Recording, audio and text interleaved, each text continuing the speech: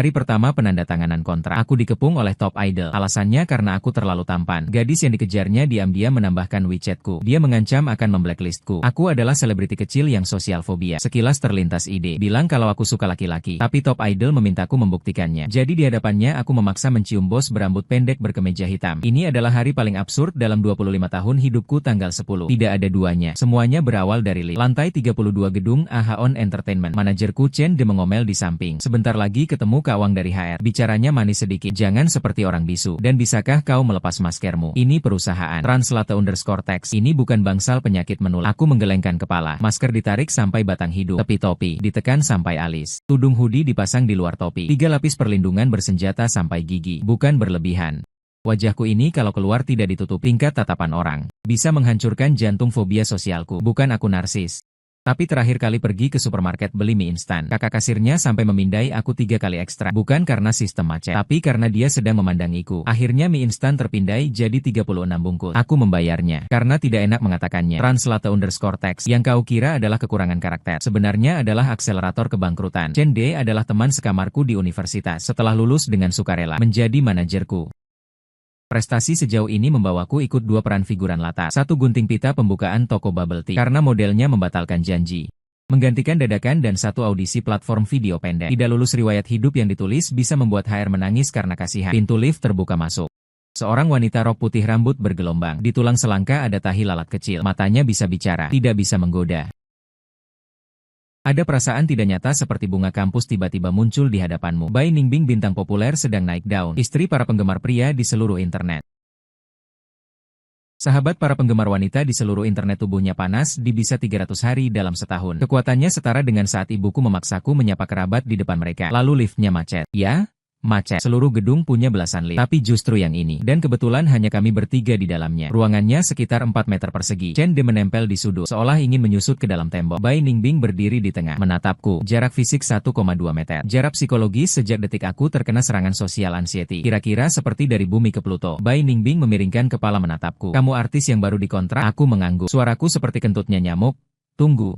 Salah, kentutnya nyamuk masih lebih keras dari suaraku. Lepas maskermu dong, bukan SARS. Dia berkata sambil tersenyum. Aku menggelengkan kepala. Malu ya, aku terus menggeleng. Kalau begitu aku bantu. Dia langsung mengulurkan tangan dan menarik maskerku. Cepat, tepat, dan keras. Memang kecepatan tangan Xiao Hua tidak biasa. Kalau dibandingkan dengan dia, para cewek penggemar, bahkan rebutan merchandise pun pasti kalah. Udara hening selama kira-kira 2 detik. Ekspresi Bai Ningbing berubah berlapis-lapis. Pertama terkejut, lalu pupil matanya melebar. Mulutnya sedikit terbuka, kemudian sudut mulutnya perlahan naik. Seperti kucing yang menemukan mainan bulu. Wajahmu ini alami. Aku mengangguk. Tidak pernah melakukan operasi plastik. Aku mengangguk lagi. Dia tersenyum. Giginya sangat putih. Tambah WeChat. Otakku belum sempat berputar. Tanganku sudah secara mekanis mengeluarkan ponsel. Kesedihan orang dengan fobia sosial. Kata-kata menolak orang lain. Menyumbat di tenggorokan. Tidak bisa keluar. Tapi tangan sudah lebih dulu menyerah. Seperti ini sebuah kerusakan. Elevator. Sekali melepas masker. Sebuah permintaan pertemanan WeChat. Saat itu kupikir ini hanya selingan kecil di hari pertama kontrakku. Naif, terlalu naif. Belakangan baru aku tahu. Hal pertama yang dilakukan Bai Ningbing setelah keluar dari elevator bukanlah untuk merias wajah, bukan untuk pergi rapat, melainkan mengirim pesan WeChat ke Hikiang. Isinya kira-kira hari ini ketemu orang baru, ganteng banget, tambah WeChat hehe. Mengapa dia melakukan ini? Karena Hikiang sudah ngejar dia selama 2 tahun. Dia tidak terima juga tidak tolak. Dia perlu sesekali menambahkan api ke dalam panci. Dan saya adalah apinya. Tepatnya kayu yang bisa dibakar sembarangan.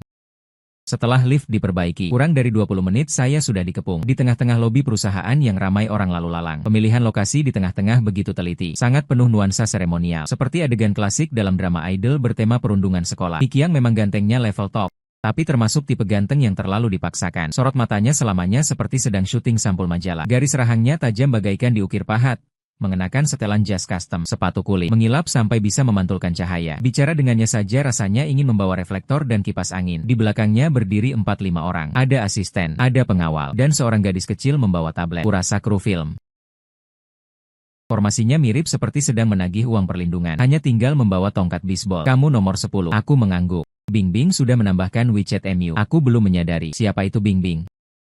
Nama panggilannya mirip seperti nama anjing peliharaan. Chen Ze sudah gemetaran seperti penderita Parkinson di sampingku. Kahi salah paham, murni salah paham. Hikiang tidak memandangnya. Di depan adikku, Aku minta maaf lagi padanya. Nada bicaranya seperti sedang menjadwalkan sebuah pengumuman. Sudah sewajarnya. Seperti bilang besok pagi jam 9 sampai di lokasi syuting. Aku membuka mulut. Tidak bisa berkata-kata. Bukan tidak mau bicara. Tapi serangan kecemasan sosial kambuh. Begitu orang di sekitarnya lebih dari 5. Dan semua menatapku. Sistem bahasaku langsung macet otomatis. Prinsipnya sama seperti komputer blue screen. CPU sedang berputar gila-gilaan. Tapi di layar tidak ada output apapun. Hikiang melihatku diam. Tertawa seperti... Baiklah, tertawa yang bilang kamu cukup keras kepala. Kalau begitu jangan salahkan aku. Selebriti kelas 18 yang tidak terkenal. Percaya tidak percaya? Dengan satu kalimat dariku, membuatmu bahkan tidak bisa mendapat nasi kotak. Bahkan peran figuran pun tidak sampai ke matamu. Membuatmu lenyap dari lingkaran ini. Lebih mudah daripada ganti baju. Orang yang menonton semakin banyak. Ada staf yang kebetulan lewat. Ada asisten artis lain. Dan beberapa trainee bergaya modis. Semua orang sedang menonton. Tidak ada yang membantu. Tidak ada yang menengahi. Kudengar seseorang berbisik. Bukankah itu Hikiang? Hari pertama sebagai newcomer sudah menyinggung senior utama. Habis-habis. Anak ini mungkin tidak akan bertahan sampai minggu depan. Sosial fobiaku mengirim sinyal bahaya. Otak sedang berpikir. Tapi mulut tidak bisa mengikuti. Setiap detik memikirkan dialog. Setiap detik tidak bisa diucapkan. Seperti saat ujian. Jawabannya jelas-jelas ada di dalam kepala. Pulpennya tidak bisa menulis. Mati aku. Benar-benar mati. Lalu aku mendengar diriku berkata, kamu salah paham. Aku tidak suka perempuan. Setelah mengatakannya, aku sendiri terkejut. Ini dari mana?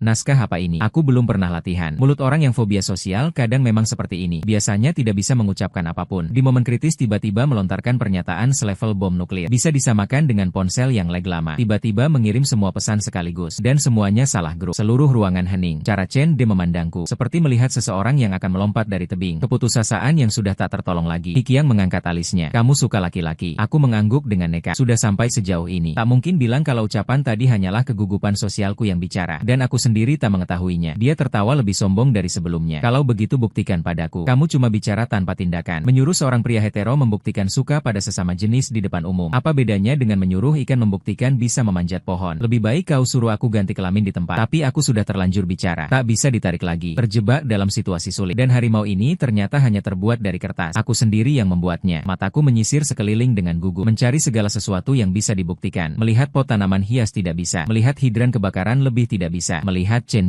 menggelengkan kepala dengan gila, berkata dengan mulut, jangan lihat aku, jangan lihat aku, jangan lihat aku. Lalu aku melihat seseorang berjalan dari ujung koridor sebelah kanan lobi. Setelan hitam dipotong dengan pas. Rambut pendek rapi seolah dipotong dengan penggaris langkahnya. Berangin suara sepatu kulit nyaring. Siluet tegap. Garis bahu seperti telah dikalibrasi berulang oleh penjahit. Dari jauh kelihatan sedikit di atas 1,7 meter. Postur tubuh agak kurus, tapi tidak lemah. Sangat mirip seorang pria tampan kurus. Dengan sedikit aura netral.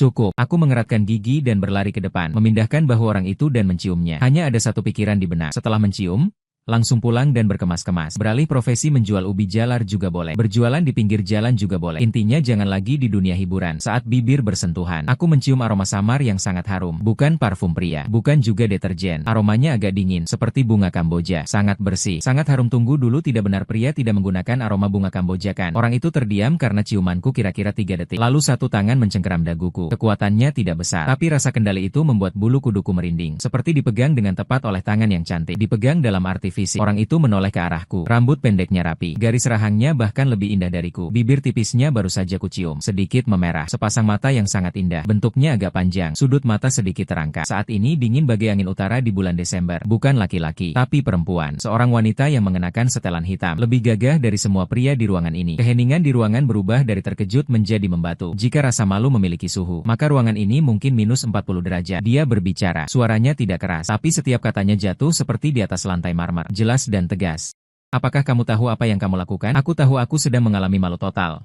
Sepenuhnya, tanpa bisa diselamatkan, bahkan tercatat dalam silsilah keluarga pun tetap memalukan. Tingkat sejarah malu total. Kalau malu total ada levelnya. Kali ini aku langsung mencapai rang. Tapi hal aneh terjadi. Hikiang melihat wajah wanita ini. Ekspresinya seperti orang yang dicekik tenggorokan takdirnya. Kesombongannya hilang. Semangatnya hilang. Gaya sok kuasa tadi hancur lebur. Hancur lebih parah daripada harga diriku. Dia bahkan mundur setengah langkah, memaksakan senyum yang lebih buruk daripada tangisan. Manajer Liu, kenapa Anda di sini? Aku tidak tahu Anda. Manajer Liu hari ini tidak melihat. Dia bahkan tidak memberikan sisa pandangan sekilas pun. Hanya melepaskan tangan yang mencengkeram daguku. Translate_text.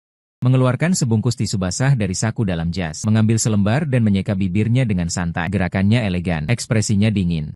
Seperti sedang membersihkan debu yang tidak sengaja menempel. Lalu berbalik dan pergi. Sepatu hak tingginya menyentuh lantai. Satu-satu seperti sedang mengetuk papan peti matiku. Setiap ketukan berkata, nomor 10, kamu tamat. Hikiang hampir berlari kecil membawa orangnya pergi. Saat datang begitu sombong, saat pergi begitu memalukan. Seperti sekumpulan chihuahua yang melihat anjing besar. Chenzi sudah terjatuh lemas di lantai. Kakimu lemas? Bro, kamu tahu siapa yang kamu cium? Siapa? Direktur Liu dari perusahaan Liu Ruyan. Bos besar legendaris yang bahkan Hikiang harus memanggil kakak. Konon katanya dia terakhir kali marah di perusahaan. AC di seluruh lantai langsung turun 3 derajat. Konon katanya oke. Bukan. Konon katanya itu dari 5 rekan magang yang tadi menonton keributan. Aku menoleh ke arah Liu Ruyan menghilang. Koridor sudah kosong, tapi aroma gardenia masih tertinggal di bibir. Sangat samar, sangat harum, tapi sekarang tercium seperti aroma pesan terakhir. Keesokan harinya aku berangkat kerja dengan tekad bahwa hari ini adalah hari terakhirku di dunia hiburan. Bahkan sudah menyiapkan draft postingan di ponsel. Lautan kehidupan, berganti jalur juga menarik. Terima kasih Haon Entertainment. Walau hanya 1 hari, tapi dapat pengalaman hidup berharga. Hanya mencium paksa bos ditambah emoji senyum. Elegan. Chen De menyarankan saya untuk lari. Mari kita ganti jalur. Mengantar makanan juga bisa. Saya lihat kakimu cukup panjang. Pasti cepat naik motor listrik. Atau jadi model. Model cetak. Model catwalk. Mengenakan baju untuk manekin juga cukup. Saya menolak. Bukan karena berani. Karena denda ganti rugi 2 juta. Saya miskin sampai level apa? Bulan lalu makan mie instan 20 hari. Bukan mie instan rasa yang sama. Saya masih punya tuntutan. Bergantian makan daging sapi merah. Asam sawi tua. Daging sapi pedas. Tomat telur. Makan mie instan pun bisa merasakan sensasi menu berganti ala Michelin. Inilah hidupku. Jadi 2 juta? Jual darah pun aku tak bisa mengumpulkannya. Jadi aku pergi, lalu dipanggil ke kantor Liu Ruyan. Saat pintu terbuka, sebentar kupikir aku masuk ke tempat yang salah. Ruangan. Tidak ada meja direktur mewah seperti yang dibayangkan. Tidak ada CEO perkasa berdiri membelakangi jendela lantai dari lantai. Tidak ada sofa kulit. Tidak ada kotak cerutu. Tidak ada akuarium. Kantor tidak besar. Bersih. Agak terkesan perfeksionis. 1 dinding penuh buku. Dari manajemen bisnis hingga psikologi. Hingga deretan buku asli bahasa Inggris yang judulnya tak bisa kupahami. Di atas meja hanya ada komputer dan sebuah cangkir keramik putih. Tidak ada apa-apa lagi, minimalis dan dingin. Tapi entah mengapa terasa nyaman. Mungkin karena tidak ada barang berlebih. Jadi juga tidak ada tekanan yang berlebihan. Liu Ruyan duduk di belakang meja. Hari ini berganti setelan jas abu-abu tua. Di dalamnya mengenakan kaos turtleneck hitam berambut pendek. Lebih rapi dari kemarin. Seperti baru saja ditata. Dia tidak mengangkat kepala. Jarinya mengetik beberapa kali di keyboard. Lalu mengucapkan 1 kata. Duduk. Aku duduk. Kursinya empuk, tapi pantatku seperti duduk di atas paku. Tepatnya seperti duduk di atas deretan jarum. Setiap jarum menusuk nuraniku. Kamu kemarin mencium si nomor 10. Kamu masih berani duduk. Kejadian kemarin. Dia membuka sebuah folder. Matanya menyapu sekilas. Sudah tersebar di internal perusahaan. Orang luar juga sudah mengambil video blur. Saat ini belum trending. Tapi dengan kecepatan penyebarannya, hanya soal waktu. Di kepalaku sudah mulai menghitung. Apakah denda 2 juta bisa dicicil? Cicilan bulanan berapa? Harus dibayar berapa tahun? Jika dicicil 20 tahun. Aku baru lunas di usia 45 tahun. Tepat saat keluar dari dunia hiburan. Buka warung kecil. Tanggal 10 aku kaget mendengar suaraku sendiri. Terlalu keras. Berteriak ke kem pelatihan. Akhirnya dia menatapku. Matanya terlihat lebih terang di bawah lampu neon. Agak kecoklatan. Sangat indah. Tapi dingin rasanya seperti americano pahit yang tidak dipanaskan. 2 pilihan. Saya nyatakan secara terbuka. Kau melecehkanku. Kau dipecat. Di blacklist di industri. Dengan popularitasmu sekarang tidak akan ada dampaknya. Anggap saja tidak pernah terjadi apa-apa. Kau kembali jalani hidupmu. Aku anggap seperti digigit anjing. Digigit anjing. Dia bilang lagi aku anjing. Baiklah, mengakui situasi saat ini memang mirip seperti anjing. Bedanya anjing tidak perlu bayar 2 juta. Kedua, jarinya mengetuk tepi folder dengan lembut. Iramanya stabil. 1 kali 2 kali. Seperti sedang membuat keputusan tertentu. Kita pura-pura sedang berpacaran. Udara membeku. Saya pikir gangguan kecemasan sosial saya yang menyebabkan halusinasi suara. Bertahan untuk sementara waktu. Tunggu sampai kegemparan reda lalu putus dengan sopan. Saya terdiam dengan mulut menganga. Seperti ikan yang diangkat dari air. Hei, mengapa ada opsi kedua? Ekspresi Liu Ruyan tidak berubah. Tapi saya perhatikan pandangannya berkedip sebentar. Sangat cepat.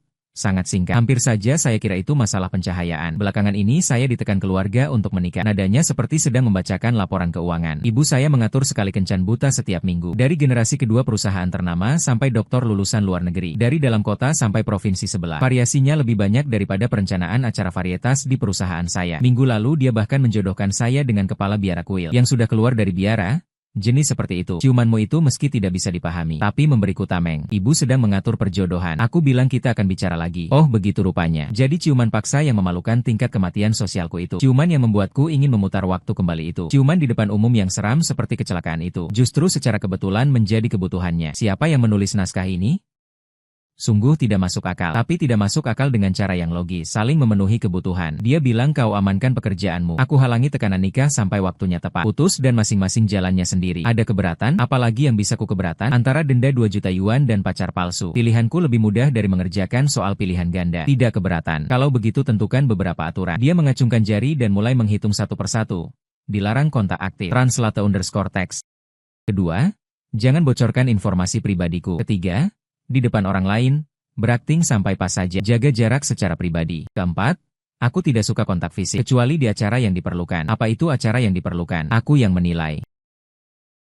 Setiap poin seperti klien membacakan klausul kontrak, ketat dan dingin, tanpa perasaan. Aku setuju semuanya. Saat keluar dari kantor, aku menarik napas dalam-dalam, menyelamatkan nyawa, menyelamatkan pekerjaan, menyelamatkan mie instan yang bisa terus dibeli. Tapi di saat yang sama, perasaan aneh muncul. Aroma melati di tubuhnya. Dari masuk lewat pintu sampai keluar, selalu ada dengan sama, tidak pekat, dingin seperti kepribadiannya, tapi tidak membuat orang jengkel. Aku menggelengkan kepala. Nomor 10. Sadarlah sedikit. Ini adalah pihak klien, bukan orang yang bisa kau pikirkan. Kau memikirkannya seperti sumpit. Memikirkan Buddha melompat tembok. Tak terjangkau dan mudah membuat mulut kepanasan. Minggu pertama setelah hubungan palsu dimulai. Jujur saja jauh lebih mudah dari yang kubayangkan. Karena Liu Ruyan sama sekali tidak membutuhkan aku untuk melakukan apapun. Dia sesekali muncul di lokasi syutingku. Duduk di sudut mengerjakan pekerjaannya. Selalu memegang tablet atau seberkas dokumen. Di sampingnya segelas kopi hitam. Tanpa gula, tanpa susu. Pahitnya bisa dijadikan senjata. Jika ada orang lain yang bertanya, aku bilang pacarku datang mengunjungi. Dia bahkan tidak mengangkat kepala. Tingkat kerjasamanya sangat tinggi, sangat praktis. Seperti punya pacar Ai, yang diatur programnya lalu berjalan otomatis. Ada orang di kru film yang bertanya pekerjaan pacarmu. Kelihatannya sangat hebat. Ku bilang dia kerja juga tidak salah. Kerja?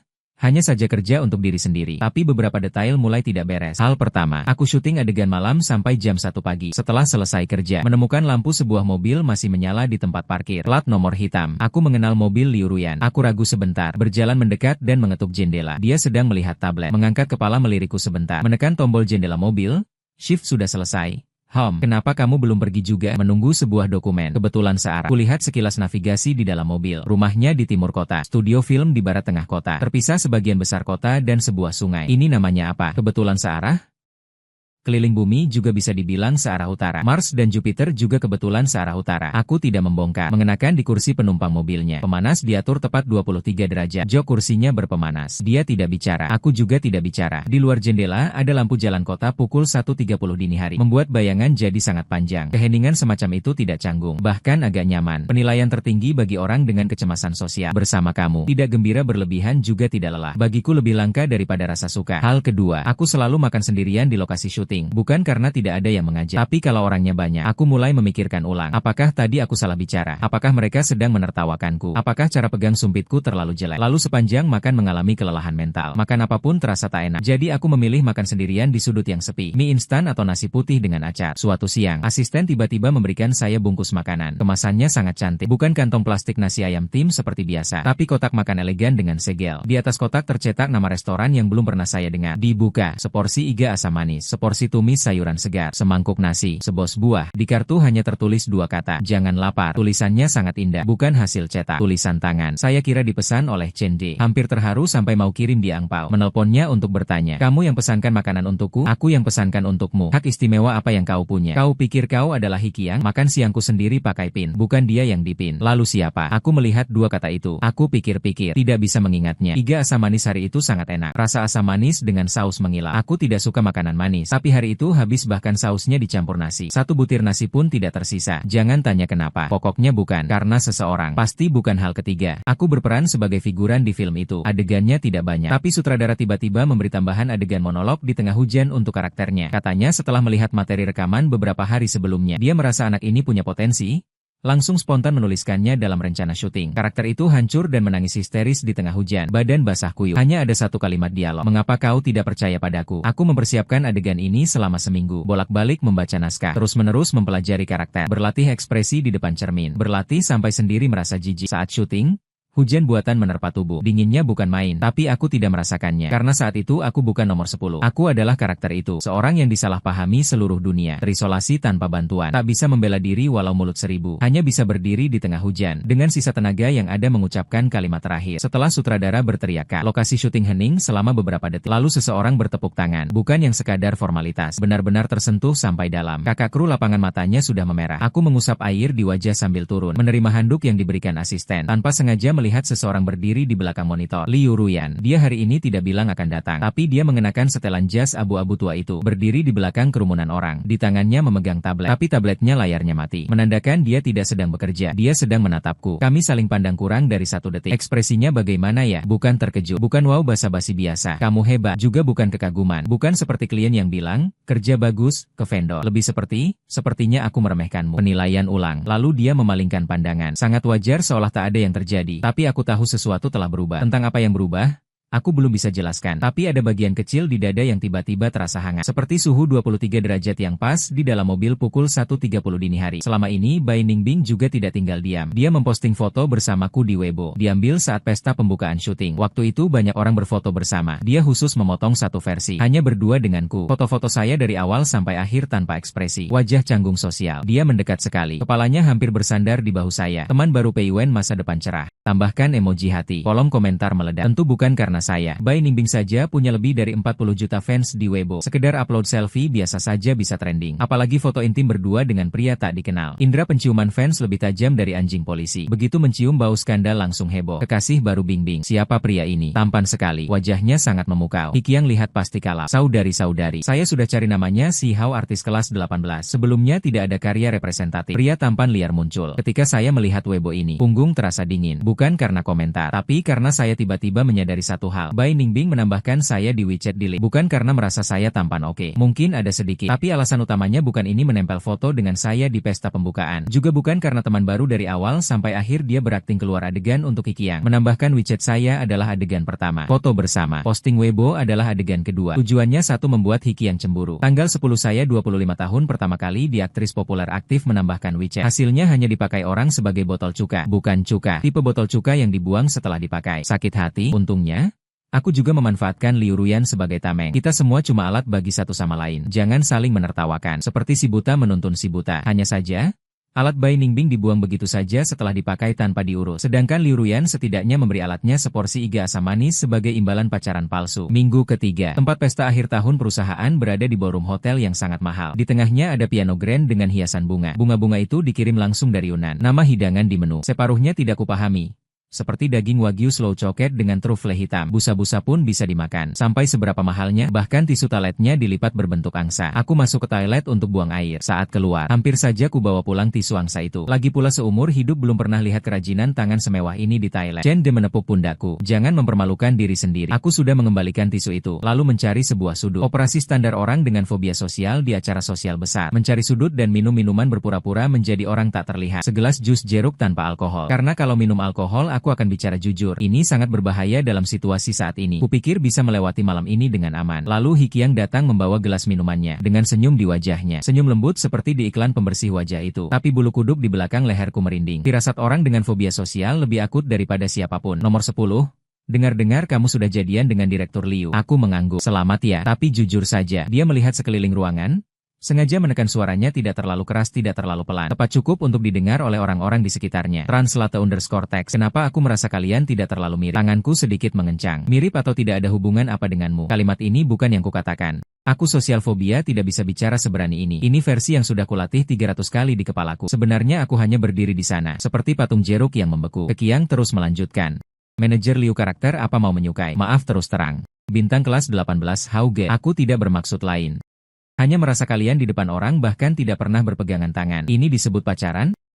Atau jangan-jangan manajer Liu pacaran sama seperti Rapa? Sekitar terdengar beberapa tawa tidak terlalu keras, tapi cukup menyakitkan. Orang-orang yang hadir mulai berbisik-bisik. Memang tidak pernah melihat mereka dekat. Mungkin hanya sensasi. Datang lagi. Lagi-lagi dijadikan bulan-bulanan. Dihukum di depan umum. Perasaan orang sosial fobia yang dipertanyakan di depan umum. Kira-kira sama dengan melempar kucing ke dalam air. Setiap helai bulunya meremang. Tapi sama sekali tidak bisa berbuat apa-apa. Alarm sosial fobia saya kembali menyala tingkat tertinggi. Tapi kali ini berbeda. Karena dari sudut mata saya melihat Liu Ruyan sedang duduk di sofa tidak jauh. Tangan memegang segelas anggur merah. Bersiap untuk berdiri. Ekspresinya datar. Tapi saya mengenali ekspresi itu sebagai tanda akan bertindak. Tidak bisa setiap kali dia yang maju duluan. Lalu saya ini apa? Perisai gratis. Masih harus diperbaiki sendiri oleh Wei. Sudah bayar mahal untuk perusahaan keamanan. Tapi setiap kali justru nyonya sendiri yang angkat batu bata. Tidak pantas? Sangat tidak pantas. Jadi aku buat keputusan kedua paling aneh dalam hidupku. Tarik napas dalam-dalam. Letakkan jus jeruk. Di tengah ucapan bibir Chen Ze, kamu ngapain? Jangan impulsif. Aku berjalan menghadap Liu Ruyan. Dia belum berdiri. Aku berdiri di depannya. Di bawah pandangan semua orang membungkuk menggenggam tangannya. 10 jari terkait. Tangannya sangat dingin. Ruas jari jelas terlihat berstruktur tulang. Tapi tidak cukup. Manusia, jari-jarinya panjang. Jenis yang ramping dengan kuku yang rapi. Tidak pakai kutak.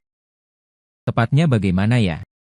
Jenis tangan yang membuat orang tidak ingin melepaskannya begitu memegangnya. Tidak benar. Adalah jenis tangan yang akan disesali seumur hidup jika dilepaskan. Aku sedikit menunduk mendekati telinganya. Napasku menyentuh leher sampingnya. Aku mengucapkan satu kalimat. Suaraku sangat pelan. Hanya dia yang bisa mendengar semua orang menahan napas. Bahkan musik latar terasa berlebihan. Ekspresi Hikiang sangat berwarna. Seperti baru saja makan 3 lemon sekaligus. Lalu diinjak kakinya. Sementara daun telinga Liu Ruyan memerah. Dari cuping telinga hingga ke tepian telinga merambat ke sisi leher. Seperti disulut sesuatu yang membakar sebagian kecil. Hanya sesaat, tapi aku melihatnya dengan jelas. Dia tidak menarik tangannya, bahkan tidak menunjukkan gerakan penolakan sama sekali, malah sedikit mengencangkan jari-jarinya, memegang tanganku kembali tanpa tenaga. Tapi perasaan pasti itu lebih meyakinkan daripada klausul kontrak apapun. Kekiang tidak bisa tersenyum lagi. Baiklah, kalian lanjutkan. Dia meletakkan gelasnya. Pergi dengan ekspresi, skenario ini tidak benar, di wajahnya. Adegan ini kemudian disebarkan dalam banyak versi oleh orang yang hadir. Ada yang bilang aku berkata pada Liu Ruyan, aku mencintaimu. Ada yang bilang aku mengatakan hal yang lebih vulgar. Ada yang bilang aku membacakan sebuah puisi. Ada juga yang bilang aku tidak mengatakan apa-apa, hanya mendekat untuk mencium rambutnya. Tingkat ketidakmasukakalan meningkat bertahap. Chen bersikeras ingin ku beritahu kebenaran. Sebenarnya sangat membosankan. Yang kukatakan adalah, terima kasih karena tidak memilih opsi pertama.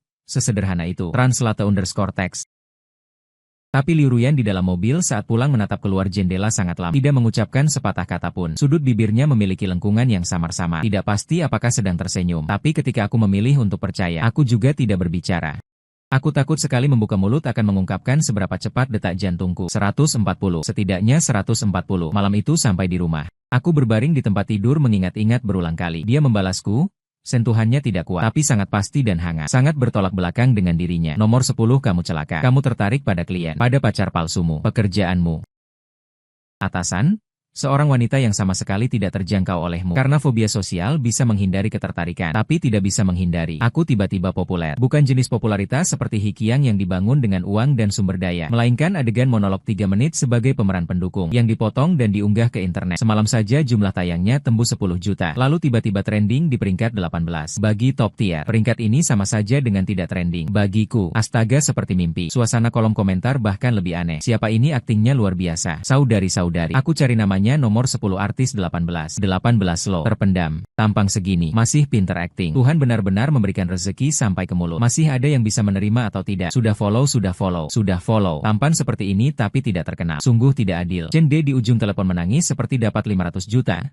Bro, tawaran endorsement datang, undangan variety show datang. Ada 2 skenario lagi yang sedang dibicarakan. Salah satunya peran ketiga pria, pangeran ketiga, bukan figuran, peran yang punya nama. Aku bilang oke. Dalam hati yes. Kegembiraan orang introvert itu tersembunyi, seperti batu yang masuk ke dalam air. Riaknya terjadi di bawah permukaan, tapi tak lama telepon lain datang. Nomor 10. Suaranya gemetar, dengan nada menangis. Hikiang, dia memukulku, hanya karena kamu terkenal. Dia bilang aku cari perhatian, menamparku di depan orang. Dia menangis sangat keras. Aku tidak tahu harus cari siapa. Aku hanya merasa kamu orangnya baik. Bisa temani aku ke rumah sakit? Wajah sangat bengkak. Aku punya satu kelemahan. Walaupun takut bersosialisasi, tapi juga mudah iba. Aku panik kalau orang lain nangis, terutama perempuan yang nangis. Benteng rasional di otak langsung hancur oleh air mata. Chen berusaha menghalangiku. Kakak?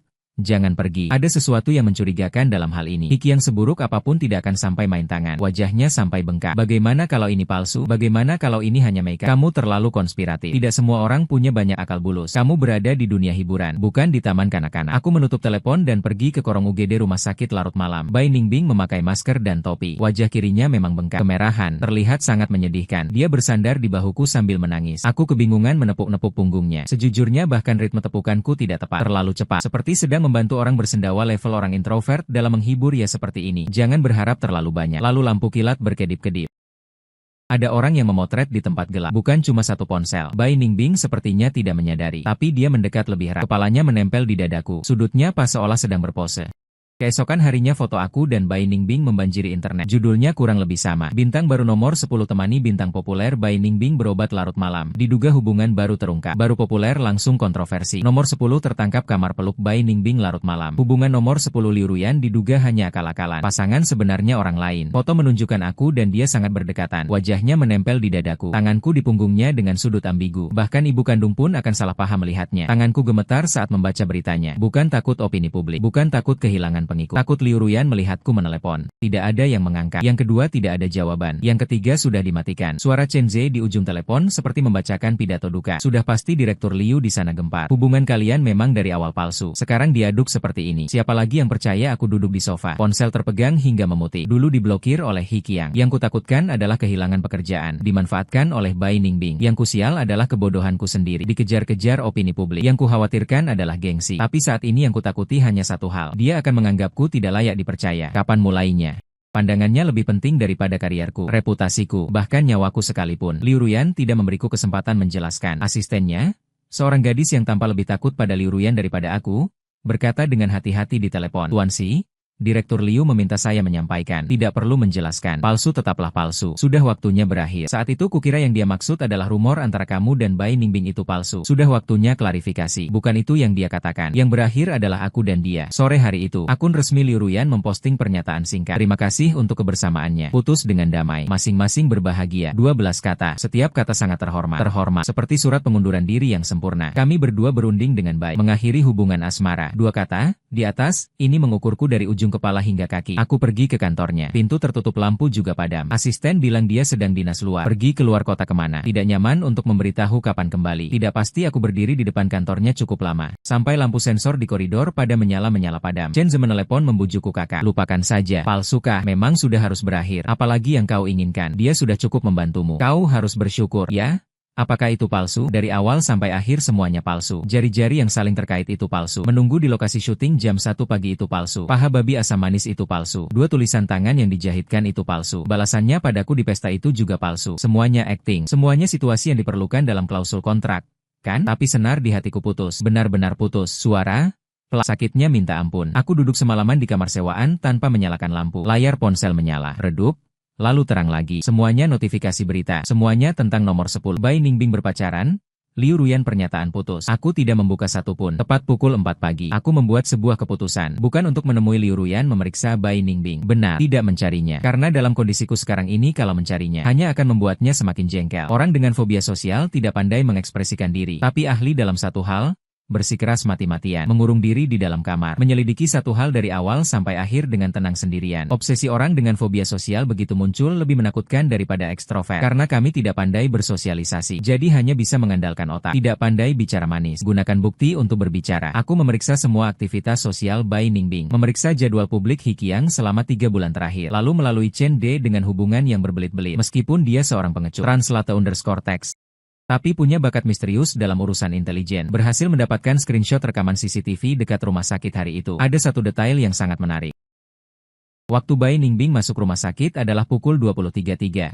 Sedangkan luka di wajahnya sudah ada dalam rekaman CCTV minimarket pukul 22.58. Dia membeli sebotol air di minimarket. Pipinya yang bengkak dan merah menghadap kamera persis sama seperti di rumah sakit. Artinya sebelum datang ke rumah sakit, wajahnya sudah bengkak. Riasan dari awal sampai akhir adalah riasan efek khusus tingkat profesional, tingkat keahlian merias.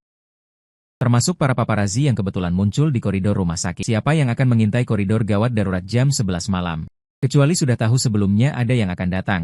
Seluruh pemain dengan naskah yang sudah disiapkan. Aku adalah penonton yang diberitahu mendadak. Seluruh internet adalah target yang sudah ditetapkan. Bukan aku. Targetnya adalah He Qiang. Dia ingin He Qiang melihatnya setelah disakiti lalu mencari pelipur laki-laki lain. Entah merasa bersalah atau cemburu juga boleh. Dan aku hanya bida yang dijatuhkan sembarangan dalam permainan catur ini. Bisa jadi aku. Bisa juga siapa saja. Aku mengumpulkan semua bukti dengan rapi. Screenshot, perbandingan timeline dan rekaman. Tidak diberikan ke perusahaan. Tidak dikirim ke media. Diberikan kepada He Qiang. Ya? Dia yang sejak hari pertama kontrak mengancam akan memblokirku.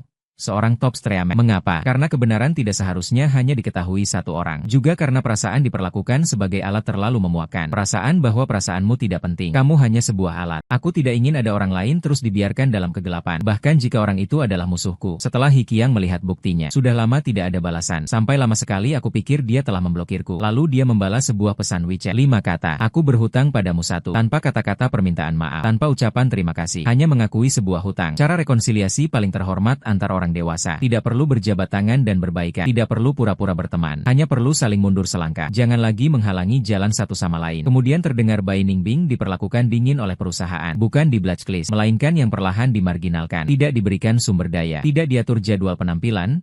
Kekerasan diam-diam. Dia memposting sebuah Weibo, mengatakan dirinya perlu istirahat sebentar. Komentar di kolom sangat sepi, seperti tidak ada yang terjadi. Dunia hiburan memang seperti ini. Keramaian datang cepat, menghilang lebih cepat. Semua orang sedang mengejar adegan berikutnya. Tidak ada yang peduli apakah adegan sebelumnya nyata atau palsu. Liu Ruyan sudah kembali dari perjalanan dinas. Hari ketiga semuanya sudah mereda. Masalah Bai Ningbing diredam. Opini publik berbalik arah. Penilaian berubah. Bahkan ada yang mengungkap pola operasi beberapa hubungan asmara Bai Ningbing sebelumnya. Mulai membela saya. Nomor 10 adalah korban. Alat yang dimanfaatkan dengan polos. Orang-orang merasa kasihan pada anak laki-laki dengan fobia sosial.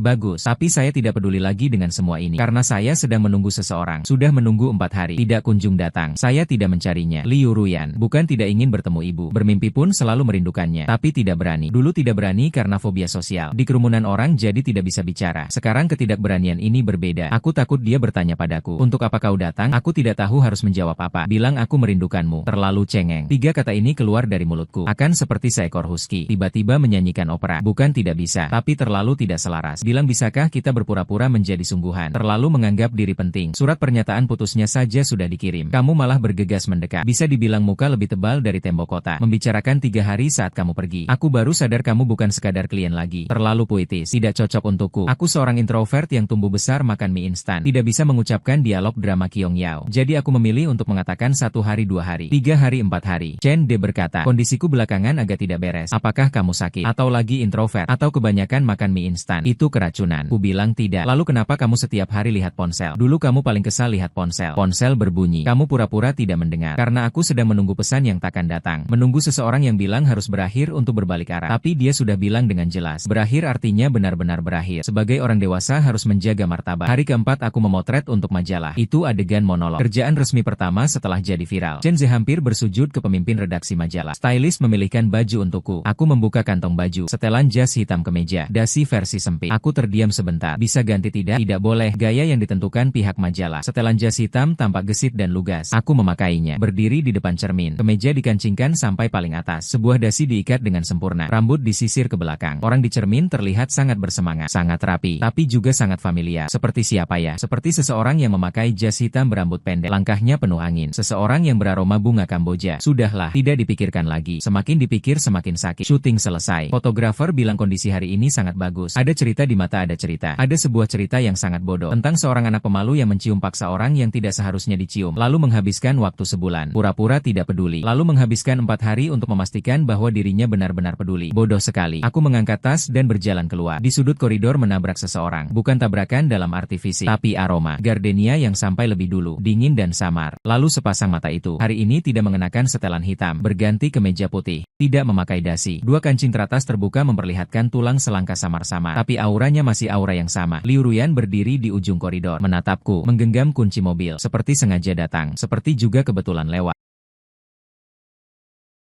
3, 2, 5. Sangat halus, seperti ada yang retak, seperti sedang menunggu bagian kalimat selanjutnya. Aku melanjutkan, yang palsu memang harus diakhiri. Jadi aku menarik napas. Aku ingin menanyakan sesuatu. Bisakah memulai sesuatu yang nyata? Koridor sangat sepi. AC masih meniup aroma bunga gardenia, memenuhi seluruh ruangan. Liu Ruyan menatapku tanpa menjawab. Ekspresinya, bagaimana mengatakannya? Bukan nasi dingin, bukan terkejut, juga bukan tatapan penuh kasih seperti di drama idol. Adalah... Kamu akhirnya mengatakannya adalah jenis yang sudah ditunggu lama. Akhirnya tiba. Translate_text. Tapi juga ingin memarahimu. Ekspresi, kenapa lambat sekali? Dia melangkah mendekat. 1 langkah 2 langkah suara sepatu hak tinggi bergema 2 kali di koridor. Mengulurkan tangan memutar bahuku. Kuat tapi tidak kasar. Lalu dia menciumku. Bukan seperti pertama kali yang kacau balau otak Hang menghantam seorang asing dengan keras. Sungguh-sungguh lembut. Adalah, sudah menunggumu 4 hari. Dasar idiot sosial fobia ini. Kenapa baru sekarang datang jenis ciuman dengan aroma bunga Kamboja itu? Membenamkanku sepenuhnya. Dari bibir ke ujung hidung hingga setiap helai rambut semuanya dia. Kali ini aku tidak melamun, tidak terdiam, tidak sosial fobia. Aku merangkul pinggangnya, merasakan suhu tubuhnya menembus kain jas. Sangat hangat, tidak terduga hangatnya. Dan sama sekali berbeda dengan penampilannya yang dingin. Dia berkata sesuatu di dekat bibirku. Suaranya sangat pelan, lebih pelan dari yang kukatakan di telinganya hari itu. Kau terlihat cukup tampan dengan jas hitam. Aku tertawa seperti orang bodoh. Orang dengan fobia sosial tidak bisa mengatakan kata-kata cinta. Tapi begitu orang dengan fobia sosial tersenyum, seluruh dunia tahu betapa bahagianya dia. Setelah bersama, aku baru tahu beberapa hal. Misalnya paha babi asam manis itu dipesan asisten atas perintah Liu Ruyan. Dia sengaja memeriksa rating restoran itu, memilih hidangan andalan. Misalnya setiap kali dia datang ke lokasi syuting, tabletnya memang sedang menangani pekerjaan. Translate_text.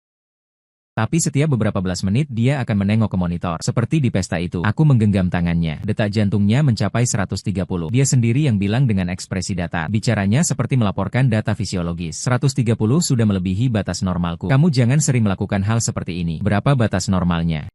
Sebelum bersama, kamu tidak pernah melebihi 80. Sekarang sehari-hari 90 semua salah kamu wanita ini. Ekspresi datar juga adalah seni merayu. Tentu saja rahasia terbesar adalah Chen Zhe yang menangis memberitahuku. Dia menarik napas dalam. Ekspresinya seperti akan membacakan. Pacar kamu bukan apa? Manajer Liu. Lalu apa? Dia adalah pemegang saham terbesar Hao Chen Entertainment. Kontrak Hikiang ada di tangannya. Kontrak Bai Ningbing ada di tangannya. Kontrakmu ada di tangannya. Kontrak semua orang ada di tangannya. Dulu Hikiang langsung takut melihatnya di lobi. Bukan karena dia direktur, tapi karena dia bos. Bos terbesar, bos paling besar. Orang yang berdiri di puncak piramida perusahaan. Lalu kenapa di perusahaan dia hanya dipanggil Direktur Liu? Karena sahamnya terdaftar atas nama perusahaan trust keluarganya. Namanya tidak bisa ditemukan dalam informasi industri dan perdagangan. Dia sendiri juga tidak pernah menyebutkannya. Keluar hanya menggunakan jabatan Direktur Konten. Hanya beberapa eksekutif tinggi yang tahu kebenarannya. Siapa yang berani membocorkannya? Coba saja bicara. Keesokan harinya posisi langsung hilang. Aku duduk di sofa mencerna selama kira-kira 10 menit. Otak sedang melakukan reorganisasi informasi intensif tinggi. Jadi di hari pertama kontrak kamu langsung mencium paksa bos besar kamu di depan umum. Lalu menipunya selama 2 bulan. Pura-pura pacaran dengannya. Dan akhirnya kamu benar-benar berhasil mengejarnya. Chen Zhe mengusap sudut matanya. Entah itu air mata terharu atau terkejut. Kamu adalah pihak paling absurd yang pernah kulihat. Tidak ada duanya. Kamu diam saja. Fobia sosialku kambuh parah. Bukan karena banyak orang, tapi karena mengingat semua hal bodoh yang pernah kulakukan di depannya. Cium paksa di depan umum, berpura-pura menjadi homoseksual, dibohongi pacaran palsu, jari-jari tangan terkait. Setiap hal saja sudah cukup membuatku mati rasa 10 tahun. Digabungkan mungkin cukup untuk mati rasa sampai kehidupan berikutnya. Liu Ruyan tidak tahu kapan sudah berjalan di belakangku. Bagaimana bisa tahu? Aku berbalik badan. Telingaku memerah hampir mengeluarkan asap. Merah yang bisa digunakan untuk menggoreng telur. Mengapa tidak kamu katakan sejak awal? Kamu juga tidak pernah bertanya padanya. Bersandar pada bingkai pintu. Kedua tangan menyilang di dada. Wah, berarti rasa fobia sosialku ini salahku sendiri. Kalau aku tidak tanya, kamu tidak akan bicara. Setidaknya beri aku sedikit petunjuk. Kirimkan kontrak. Biar aku lihat. Angkat kepala juga boleh. Menyesal. Dia menatapku.